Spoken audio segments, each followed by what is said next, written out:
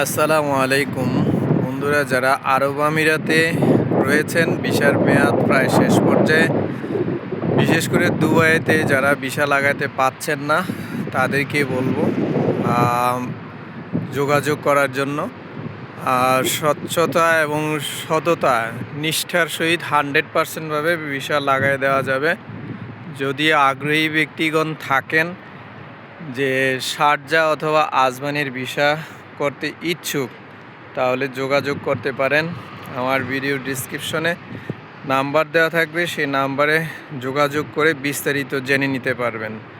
এখানে বলা বাহুল্য যে সেটা হলো যারা এখনও যাদের ভিসার মেয়াদ আছে বা আইডির মেয়াদ আছে 1 মাস বা 1.5 মাস, বা দেখা গেছে যে ভিসা লাগানোর কোনো পথ পাচ্ছেন না।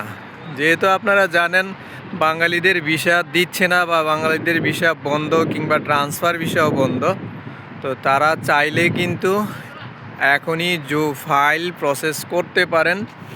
বিভিন্ন প্রক্রিয়া রয়েছে, প্রক্রিয়াধীন অবস্থার পার করে বা ধাপ পার করে আপনাদের ভিসা করে দেওয়া হবে। তবে এখানে যেটা বলতে চাই সেটা হচ্ছে, হয় শারজাহ কিংবা আজমানের ভিসা হবে।